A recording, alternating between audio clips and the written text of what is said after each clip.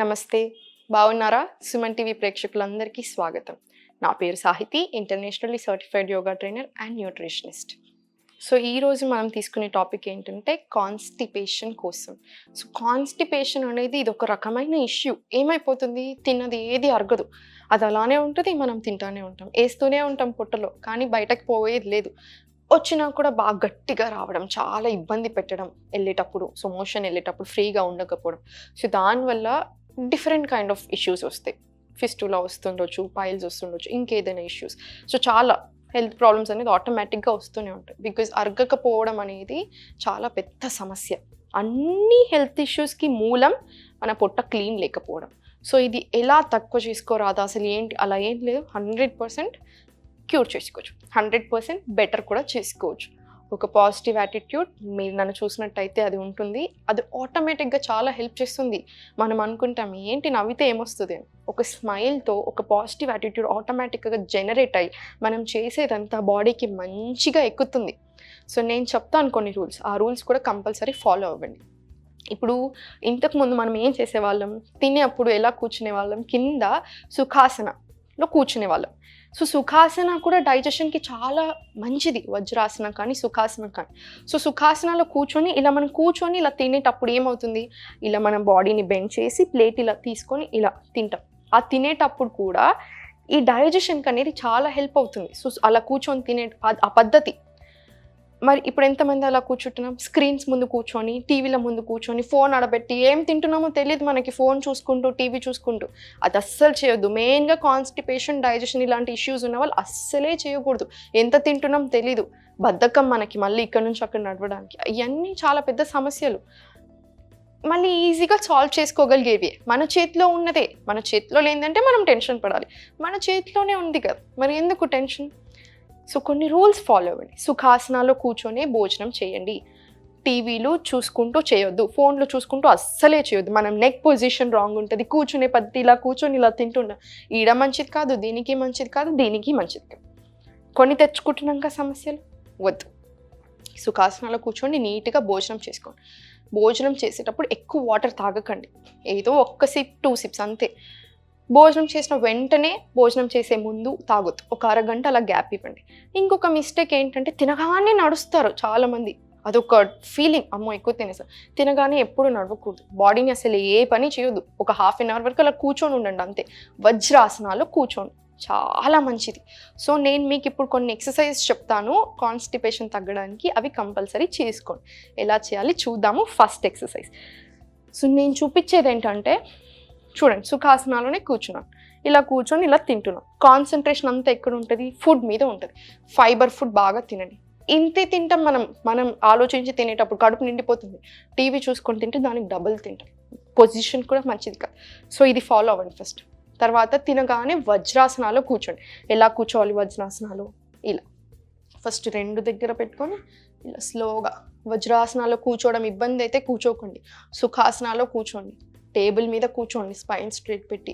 చైర్లలో కూర్చోండి, ప్రయత్నం చేయండి. ఫస్ట్ బాడీని ఫోర్స్ మాత్రం చేయొద్దు. మంచి ఒక నవ్వు నవ్వుకుంటూ ఈ పొజిషన్ నుంచి ఎక్సర్సైజ్ ఏం చేయాలి అనేది నేను మీకు చూపిస్తాను. ఇలా 2 చేతులు పైకి పెట్టి ఒక డీప్ బ్రీత్ తీసుకోండి. ఎక్స్హేల్ చేసుకుంటూ ఎంత వీలైతే అంత ముందుకి, మళ్ళీ స్లోగా వెనకాలకు వచ్చేయండి. సో ఇది మీరు మెత్త పెట్టుకొని అయినా సరే చేసుకోవచ్చు. కింద ఒక పరుపు, ఒక చిన్న పిల్లో వేసుకున్నా ఏం కాదు. ఈ పొజిషన్లో కూర్చోరాకపోతే ఫోర్స్ చేసుకోకండి, సుఖాసనాలు కూర్చోండి, సరిపోతుంది.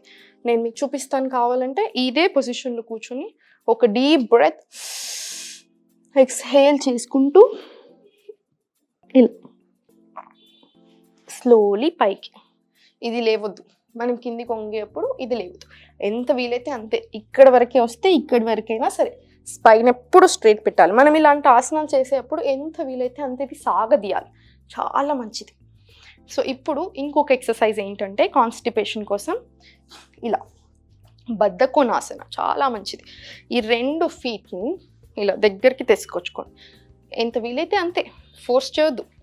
థైస్కి కూడా చాలా మంచిది, పొట్టకి కూడా చాలా మంచిది. ఇలా 2 ఇలా పట్టుకొని ఇలా స్పైన్ స్ట్రైట్ పెట్టి కాన్సన్ట్రేషన్ అంతా మన పొట్ట మీద పెట్టుకొని ఇలా ఊపిరి తీసుకుంటూ వదిలేస్తూ.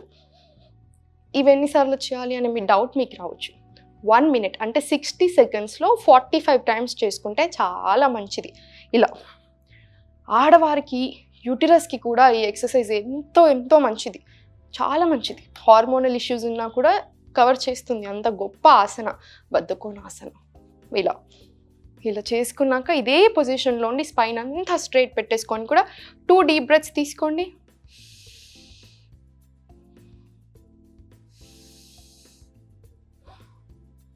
ఇలా యోగా అంటే సర్కస్ ఆసనాలు మాత్రమే కాదండి, ఏవేవో చేయాల్సిన పని లేదు. సుఖాసనాలో కూర్చోగలిగితే 5 నిమిషాలు కూర్చోగలిగితే అది చాలా గొప్ప విషయం. ఏ ఆసనంలో అయినా ఎక్కువసేపు ఉండడానికి ప్రయత్నం చేస్తే దాని బెనిఫిట్స్ ఎక్కువ వస్తాయి. మన ఇన్హలేషన్ ఎక్స్హలేషన్ యాడ్ చేస్తే బాడీకి మంచిగా అందుతుంది అది.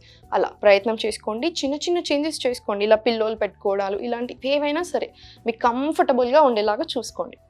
ఇది అయిపోయాక స్లోలీ ఇలా వచ్చి మలాసన అంటారు దీన్ని. ఇంతకుముందు మనకి ఇండియన్ టాయిలెట్స్ ఉండేవి, అందుకని ఈ సమస్య రాలేదు. ఇప్పుడు అసలు ఇండియన్ టాయిలెట్స్ లేదు. అంతెందుకండి, మా ఇంట్లో కూడా లేదు, ఇండియనే లేదు అసలు.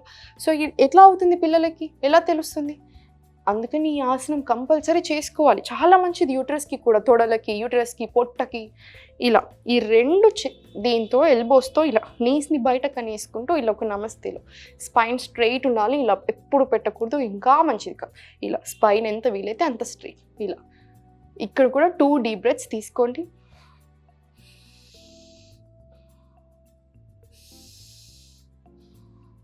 ఇలా ఇప్పుడు స్లోలీ లేసి పైకి నిల్చోండి. ఇలా ఒక డీప్ బ్రీత్ తీసుకోండి. ఇక్కడ లెగ్స్ మధ్యలో ఎంత గ్యాప్ ఉందో చూసారా, మన నడుము ఎంత ఉంటే అంత గ్యాప్ ఉంటుంది. ఇక్కడ చేతులు ఇలా పెట్టుకొని ఒక డీప్ బ్రీత్ తీసుకొని ఎక్స్హేల్ చేసుకుంటూ ఇలా పొజిషన్లోకి రావాలి. సేమ్ మన ఇండియన్ టాయిలెటేనండి, చాలా మంచిది. మలాసన యూటిరస్కి, థైస్కి ఎన్నో లాభాలు. ఇలా ఈ పొజిషన్లో ఒక 2 డీప్ బ్రెత్స్ మళ్ళీ, చాలా మంచిది. స్లోలీ ఇప్పుడు ఇదే పొజిషన్ నుంచి ఇలా. ఇప్పుడు నేను చెప్పే ప్రతి ఎక్సర్సైజ్ ఒక 5 to 10 టైమ్స్ రిపీట్ చేసుకోండి. ఇదైతే పొట్టకి, తొడలకి ఎన్నో లాభాలు. యూటిరస్కి, లోపల ఆర్గాన్స్ అన్నిటికీ మసాజ్ చేసినంత మంచిది. సో ఇప్పుడు త్రియక్ తాడాసన అంటారు. మన పొట్టలో ఉన్న ఆర్గాన్స్ని స్క్వీజ్ చేసినట్టు. సో ఏమవుతుంది, ఇక్కడ ఆర్గాన్స్ అన్ని స్క్వీజ్ చేసినట్టు డైజెషన్ చాలా బాగా అవుతుంది.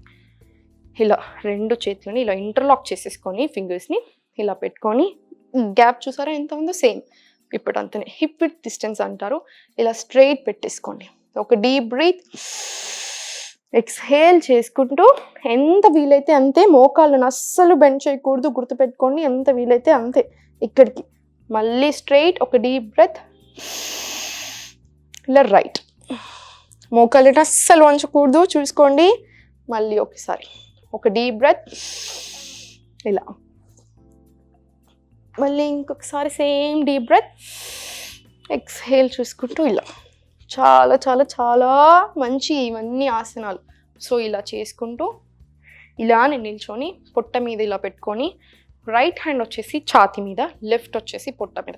ఒక 2 డీప్ బ్రెత్స్ తీసుకోండి. పొట్టలో నుంచి రావాలి శ్వాస, తర్వాతనే ఛాతీ, తర్వాత మొత్తం బయటకు వదిలేసేయండి.